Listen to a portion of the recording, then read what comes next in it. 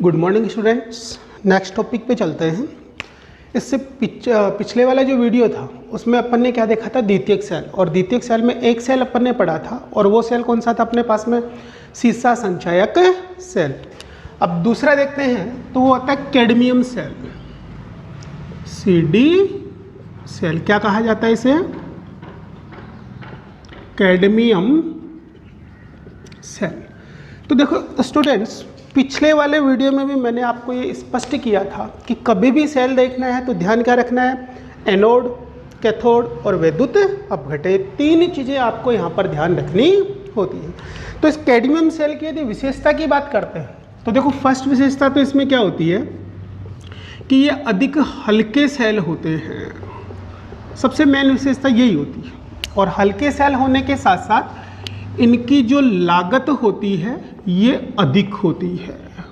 लागत क्या होती है, अधिक। इसलिए विशेष रूप से निर्मित जो युक्तियां होती हैं, जो कि महंगी युक्तियां होती हैं, जैसे मोबाइल फ़ोन है, ट्रांसमीटर्स वगैरह होते हैं, उन्हीं में इन सेल को उपयोग में लिया जाता है। और ये भी कैसा सेल होता है, द्वितीयक सेल। तो इसे भी क्या किया जा सकता है, पुनः चार्ज किया जा सकता है। तो मेन पॉइंट पे आते हैं, कैडमियम सेल की बात थी तो सबसे पहले क्या देखना है अपने को, एनोड। तो देखो एनोड जो है, जैसा नाम है कैडमियम है, तो जो CD होगा यहाँ पर वो किसका कार्य करता है, एनोड का कार्य करता है।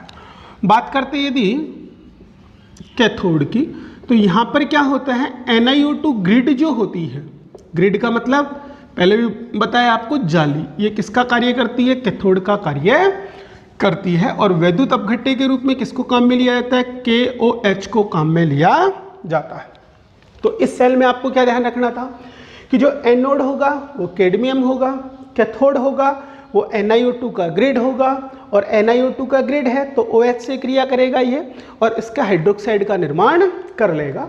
और जो वैद्युत अपघट्य होगा वो क्या होगा, यहाँ पर KOH होगा। अब इसकी रिएक्शन की बात करते हैं। तो एनोड रिएक्शन यदि अपन देखते हैं तो सबसे पहले एनोड जो है उसका ऑक्सीडेशन आपको करना ही करना है। तो क्या होगा, CD ऑक्सीडाइज होगा और किस में होगा, CD2 पॉजिटिव में, और 2 इलेक्ट्रॉन यहाँ से रिलीज कर देगा।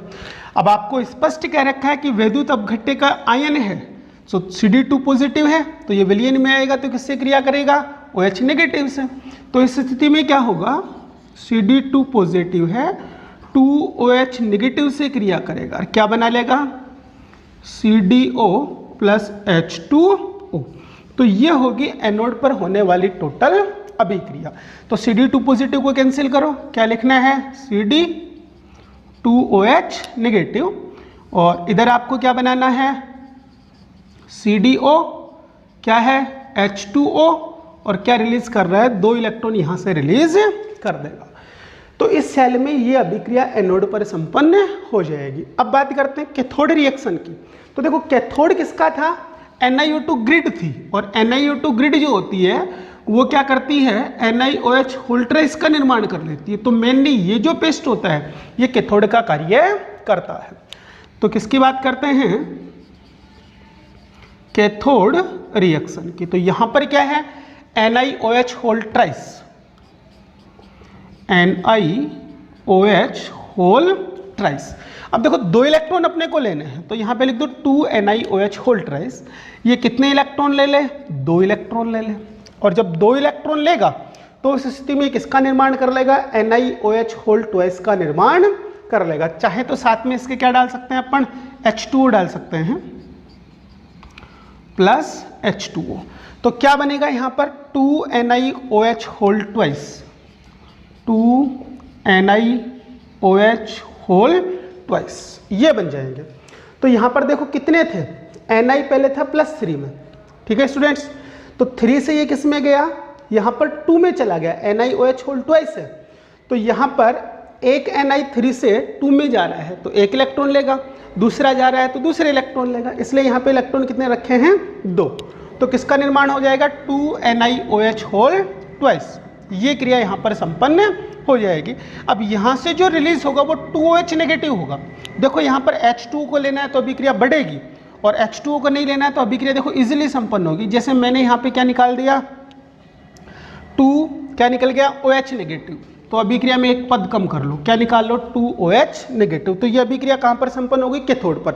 इसलिए OH को छोड़ दिया क्योंकि इधर भी OH आ जाएगा और इधर भी OH, तो आपस में क्या हो जाएंगे, कैंसिल हो जाएंगे। तो इसकी जो पूर्ण सेल अभिक्रिया है, पूर्ण सेल रिएक्शन, इसमें क्या करना है, आपको दोनों को जोड़ना है। तो ये एनोड अभिक्रिया है और ये कैथोड अभिक्रिया है। 2 इलेक्ट्रॉन इधर प्रोडक्ट में है, इधर रिएक्टेंट में है, काट दो।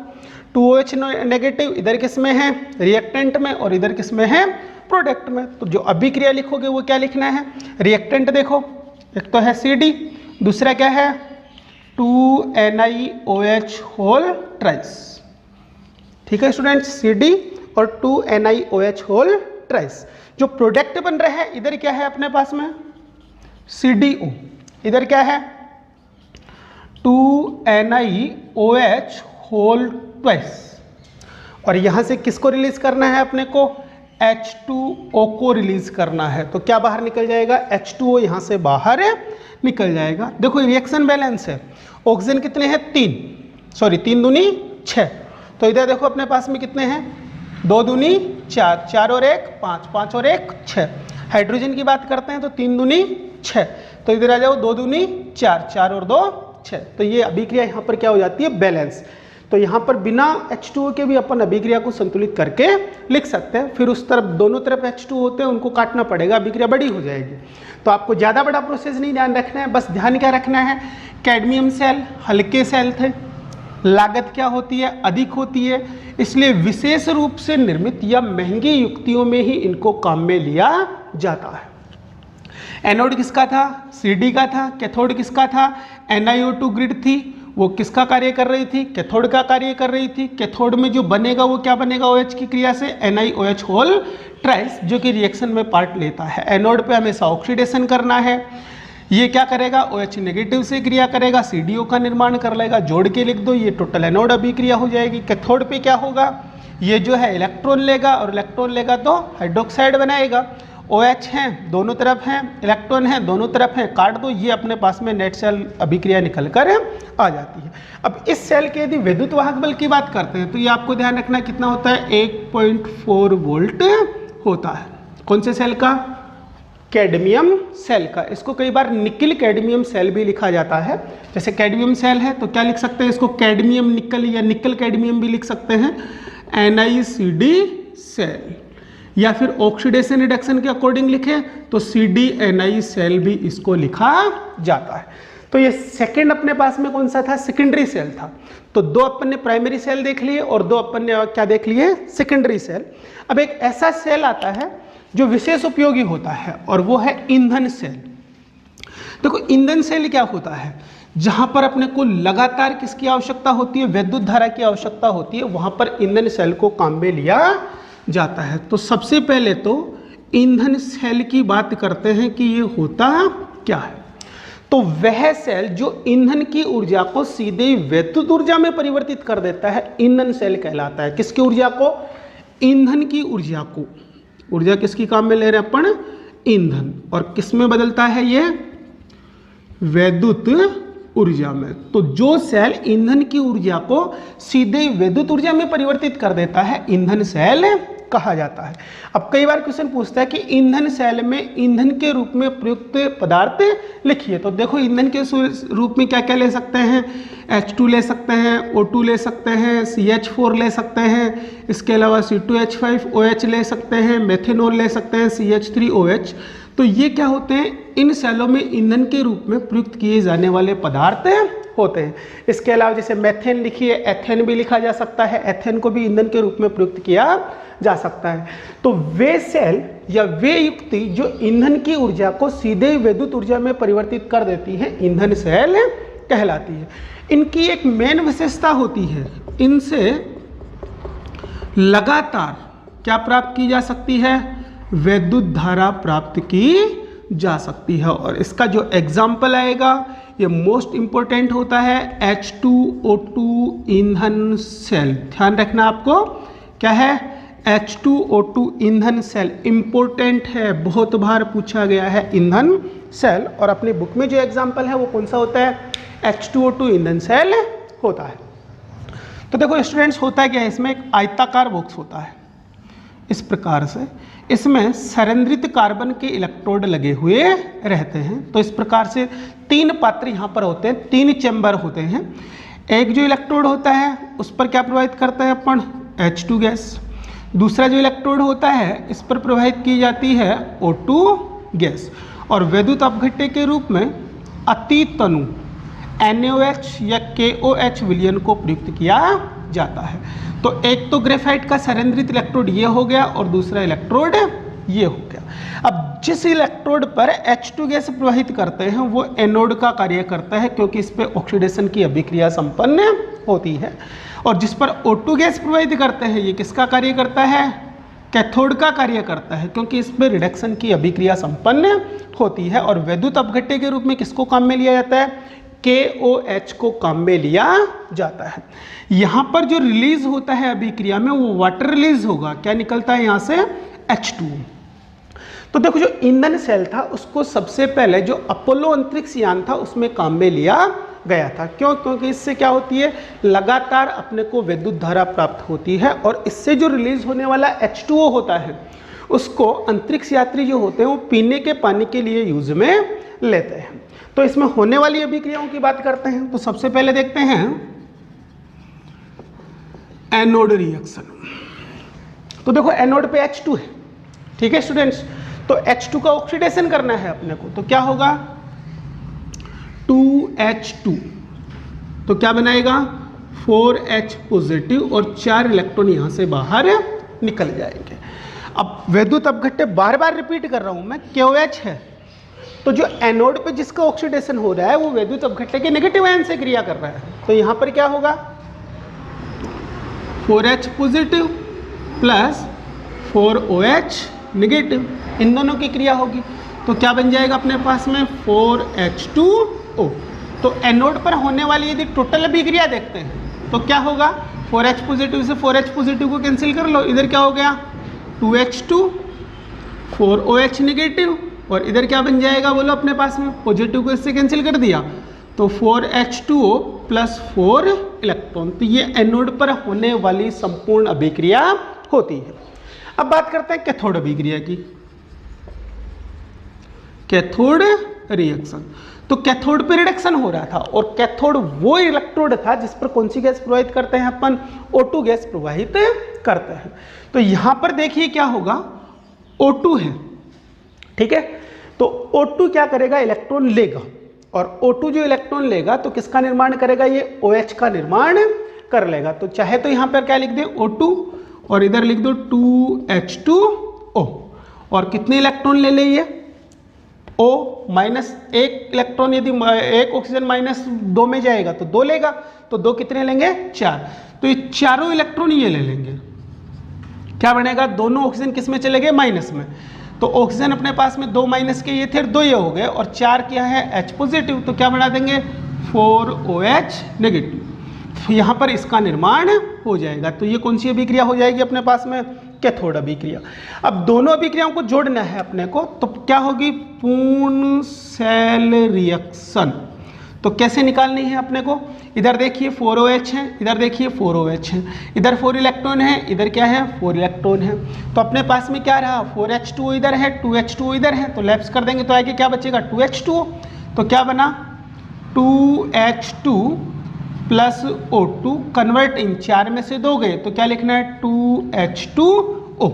तो इस प्रकार से क्या लिखा जाता है, इस अभिक्रिया में हाइड्रोजन और ऑक्सीजन की क्रिया से जल बन रहा है केवल, जिससे अपने को क्या होती है विद्युत धारा लगातार प्राप्त होती है।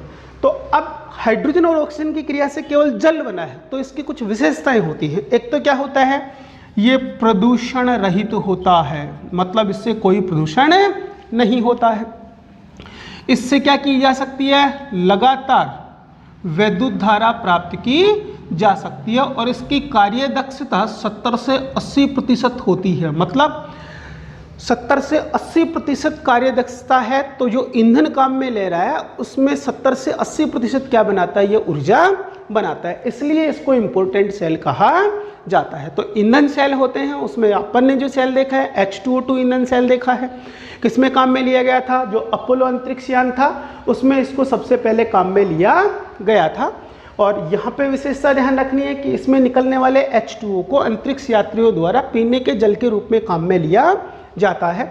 विशेषता की बात देखते हैं, प्रदूषण रहित होता है, लगातार विद्युत धारा प्रवाहित की जा सकती है और कार्यदक्षता कितनी होती है, 70 से 80% होती है।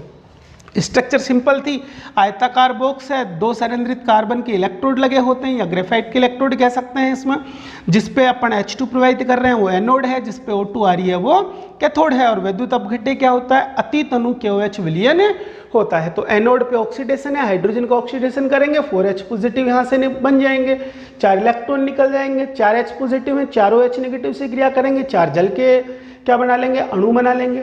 दोनों अभिक्रियाओं को जोड़ दो, टोटल एनोड अभिक्रिया आ जाएगी। तो 2H2 अपने पास में यहाँ से आ गया और 4OH यहाँ से आ गया, क्या बन गया, 4H2O। और कितने इलेक्ट्रॉन निकल गए, 4। कैथोड पे O2 आया, 2H2O थे, 4 इलेक्ट्रॉन लिए, तो दोनों ऑक्सीजन जब 4 इलेक्ट्रॉन लेंगे तो दोनों -2 में चले जाएंगे। तो यहाँ पर दो कितने हैं, 4 हाइड्रोजन हैं और 4 ऑक्सीजन हो गए, तो 4 OH नेगेटिव बन गया। दोनों को जोड़ दो, 4 OH इसके, 4 OH इसके कैंसिल, 4 इलेक्ट्रॉन इधर से कैंसिल, 4 इलेक्ट्रॉन इधर से कैंसिल, इधर 4H2 है, इधर 2H2 है, तो प्रोडक्ट में कितना लिखना है, 2। तो प्रोडक्ट में केवल क्या बचा, 2H2O, और रिएक्टेंट में क्या बचा, 2H2 प्लस O2। तो ये हो गया अपने पास में कौन सा सेल, ईंधन सेल, और कौन सा है ये, H2O2 ईंधन सेल। अब देखो इस लेसन का जो लास्ट पॉइंट है वो अपने पास में होता है संसारण। और संसारण क्या होता है, नमी और वायु की उपस्थिति में धातु जो होती हैं उनकी सतह का अवनत होना क्या कहलाता है, संसारण कहलाता है। ये भी इंपॉर्टेंट पॉइंट है, आपको ध्यान रखना है। क्या होता है, नमी और वायु की उपस्थिति में जो अपनी धातुएं होती हैं, किसकी सतह का, धातु की सतह का अवनत होना, मतलब उसका धीरे धीरे दूसरे यौगिकों में बदलना, क्या कहलाता है, संसारण कहलाता है। इसके एग्जाम्पल देख सकते हैं अपन, जैसे लोहे पर जंग लगना किसका उदाहरण होता है, संसारण का ही उदाहरण होता है। दूसरा होता है चांदी जो होती है कि सतह का काला पड़ना, ये भी संसारण का उदाहरण ही होता है। नेक्स्ट देख सकते हैं जो कॉपर होता है इसकी सतह पर हरे रंग की, नीली हरी होती है वैसे ये, हरे रंग की परत का जमना, तो ये किसके उदाहरण होते हैं, संसारण के उदाहरण होते हैं। तो संसारण होता क्या है, नमी और वायु की उपस्थिति में धातुओं की सतह का अवनत होना संसारण कहलाता है। एग्जाम्पल 3 है अपने पास में, लोहे पर जंग का लगना, चांदी की सतह का काला पड़ना और सीयू पर हरे रंग की परत का जमना। अब इसमें जो अपने सिलेबस में है वो है लोहे पर जंग का लगना, लोहे पर जंग का निर्माण। अब देखिए लोहे पर जंग का निर्माण कैसे होता है। यहाँ पर क्या होता है, एक सेल का निर्माण होता है और जो सेल होता है उसके अनुसार ही लोहे पर क्या लगती है, जंग लगती है। तो इसकी यदि क्रियाविधि की बात करते हैं तो कैसे प्रदर्शित करेंगे, मान लो ये अपने पास में लोहे का पार्ट है एक, इसमें एक तो अशुद्ध पार्ट है और एक शुद्ध पार्ट है। तो यहाँ पर जो शुद्ध लोहा है ये काम करेगा एनोड का, और जो अशुद्ध लोहा मान लो ये वाला पार्ट है जिसमें क्या है, कुछ अशुद्धियां हैं, तो ये क्या होगा, अशुद्ध लोहा। ये किसका कार्य करेगा, कैथोड का कार्य करेगा। तो यहां पर सबसे पहले क्या होगा, शुद्ध लोहा जो होगा उसमें क्या रहेगा, Fe आयन रहेगा, Fe परमाणु रहेंगे। तो Fe परमाणु यहां से इलेक्ट्रॉन त्यागेंगे और Fe+2 का निर्माण कर लेंगे इस प्रकार से, और ये किधर जाएंगे, अशुद्ध पार्ट की ओर। यहां पर क्या होंगे, ये Fe+2 है तो इन्होंने त्यागे इलेक्ट्रॉन इस प्रकार से, और इलेक्ट्रॉन कितने, 2 इसने त्याग दिए, 2 इसने त्याग दिए, तो कितने इलेक्ट्रॉन पहुंच गए, 4 इलेक्ट्रॉन। अब वायु क्या होता है, इसमें CO2 होता है, और मैंने कहा था नमी किसकी उपस्थिति में, नमी व वायु की उपस्थिति में। तो H2O से क्रिया कर लेगा और किसका निर्माण कर लेगा, H2CO3 का। और इस क्रिया में जो H2CO3 होता है ये किसका कार्य करता है? वैद्युत अपघट्य का कार्य करता है। तो यहाँ पर क्या होगा, ये जो 4 इलेक्ट्रॉन निकल रहे थे, Fe+2 था, तो यहाँ से कितने इलेक्ट्रॉन निकले? 4 इलेक्ट्रॉन। इन चारों इलेक्ट्रॉनों को यदि क्या ले ले, वायुमंडलीय ऑक्सीजन ले ले। एक O है, इसने कितने लिए? 2, तो 2 कितने ले लेंगे? 4। और इसके विघटन से क्या आ जाए? 4H positive. तो इस स्थिति में यहाँ पर किसका निर्माण हो जाएगा? इलेक्ट्रॉन लेने के कारण 2H2O का निर्माण हो जाएगा। तो यहाँ पर क्या होगा? 2H2O। अब जो 2H2O होगा ये क्या करे? क्रिया करे Fe+2 आयनों से। तो Fe+2 आयन अपने पास में यहाँ पर कितने हैं? 2। तो हाफ O2 इसके साथ में आ जाए और Fe+2 आयन क्रिया करेंगे तो यहाँ पर जो निर्मित होगी वो होगी जंग, और वो क्या होगी? Fe2O3.XH2O। तो ये जो प्रोसीजर है ये आपको ध्यान रखना है कि संसारण की क्रिया, यदि लोहे पर जंग का निर्माण या संसारण की क्रिया देखते हैं तो एक तरह से ये विद्युत रासायनिक सेल के अनुरूप ही होती है। यहाँ पर क्या होता है? नमी और वायु की उपस्थिति में एक जो होता है गैल्वेनी सेल का निर्माण हो जाता है, जहाँ पर H2CO3 विद्युत अपघट्य का कार्य करता है। तो देखो एनोड पर क्या हुआ था? एनोड रिएक्शन की यदि बात करते हैं तो 2 Fe परमाणु थे, किसमें बदले? 2Fe+2 में, और 4 इलेक्ट्रॉन यहाँ से रिलीज हो गए। ये यहाँ पर एनोड अभिक्रिया हो जाती है। कैथोड की बात कर रहे हैं, कैथोड रिएक्शन, तो यहाँ पर क्या था? वायुमंडलीय ऑक्सीजन थी और साथ में H2CO3 के विघटन से क्या मिले थे अपने को? H पॉजिटिव आयन मिले थे। तो क्या हो जाएगा? 4H positive. तो ये क्या ले लें? 4 इलेक्ट्रॉन ले लेंगे और किसका निर्माण कर लेंगे? 2H2O का निर्माण कर लेंगे। तो ये एनोड की तरह अभिक्रिया होगी और ये कैथोड की तरह अभिक्रिया होगी। अब यहाँ से जो बना हुआ है, एनोड पर बना है Fe+2 आयन और कैथोड पर बना है H2, ये वायुमंडलीय जो ऑक्सीजन है उसके साथ क्रिया करेंगे। तो क्या था? 2Fe+2 था और अपने पास में क्या है? 2H2O। ठीक है, और साथ में क्या लेना है? Half O2। तो देखो अपने को बनाना है Fe2O3, तो दोनों Fe+2 किस में बनेंगे? Fe2। Fe क्या बन जाएगा? 2। O2 तो ये रहे और एक ये रहा, तो क्या बनेगा? O3 प्लस चारों H पॉजिटिव यहाँ से बाहर निकल जाएंगे। तो ये अभिक्रिया संपन्न होगी। एनोड पर बना हुआ Fe+2 और कैथोड पर बना हुआ जो जल है वो परस्पर वायुमंडलीय ऑक्सीजन की उपस्थिति में क्रिया करेंगे और जो आयरन होता है उसका ऑक्सीकरण हो जाएगा, जिससे क्या बनेगा? Fe2O3। जो Fe2O3 होता है ये जलयोजित हो जाता है, जल के अणु से संयुक्त हो जाते हैं और क्या बनता है? Fe2O3.XH2O। और इसे क्या कहा जाता है स्टूडेंट्स? जंग कहा जाता है। तो लोहे पर जो जंग लगने की क्रियाविधि है ये किसके अनुरूप होती है? एक विद्युत रासायनिक सेल के अनुरूप ही होती है। यहाँ पर क्या होता है? जो अशुद्ध लोहा होता है वो एनोड का कार्य करता है, अशुद्ध लोहा होता है वो कैथोड का कार्य करता है, और वायुमंडल में उपस्थित जल और कार्बन डाइऑक्साइड से बना जो H2CO3 होता है वो विद्युत अपघट्य का कार्य करता है। सबसे पहले क्या होगा? शुद्ध लोहा Fe+2 में बदलेगा, 4 इलेक्ट्रॉन रिलीज होंगे, वो कहाँ पर जाएंगे? अशुद्ध लोहे के पास में। अशुद्ध लोहा है यहाँ पर वायुमंडलीय ऑक्सीजन के संपर्क में आएगा, H पॉजिटिव आयन है, किसका निर्माण करेंगे? H2O का निर्माण कर लेंगे। जो H2O होगा यहाँ पर आएगा, ये जो Fe+2 आयन थे उनके साथ में वायुमंडलीय ऑक्सीजन के साथ में क्रिया करेगा, क्या बनाएगा? Fe2O3। जो Fe2O3 है वो जल के अणुओं से संयुक्त हो जाएगा, क्या बन जाएगा? Fe2O3.XH2O। और इसे स्टूडेंट्स क्या कहा जाता है? जंग कहा जाता है। तो इस प्रकार से क्या होता है? लोहे पर जंग लगने की क्रिया संपन्न होती है, जिसे क्या कहा जाता है? संसारण कहा जाता है। कई बार पूछा जाता है जंग का सूत्र लिखिए, तो क्या होता है? Fe2O3.XH2। एक बार क्वेश्चन पूछा हुआ है लोहे पर जो संसारण होता है या जंग लगना जो होता है उसकी रोकथाम के उपाय लिखिए। तो देखो कोई भी धातु होती है उसका जो संसारण होता है इसको 3 चीजें प्रभावित करती हैं। एक तो होती है धातु की क्रियाशीलता, धातु जितनी अधिक क्रियाशील होगी उस पर जंग उतनी ही अधिक लगेगी। दूसरा होता है अशुद्धता, धातु जितनी अशुद्ध होगी उस पर जंग उतनी ही अधिक लगेगी। और तीसरा होता है लवणीय जल की उपस्थिति, जो कि विद्युत अपघट्य का कार्य करता है। तो जो संसरण की क्रिया होती है कब अधिक होती है? जब धातु अधिक क्रियाशील होती है, धातु क्या होती है? अशुद्ध होती है, और लवणीय जल वहां पर उपस्थित होता है। उस स्थिति में कौन सी अभिक्रिया तीव्र गति से संपन्न होती है? संसरण की अभिक्रिया तीव्र गति से संपन्न हो जाती है। अब क्वेश्चन ये पूछा हुआ है कि लोहे पर जंग लगने की क्रिया को रोकने के उपाय लिखिए। तो स्टूडेंट्स, इस पर यदि लोहे पर जंग लगने की क्रिया को रोकने के उपाय देखने हैं तो सबसे फर्स्ट तो जो मैंने कहा है कि धातु क्या होनी चाहिए? शुद्ध।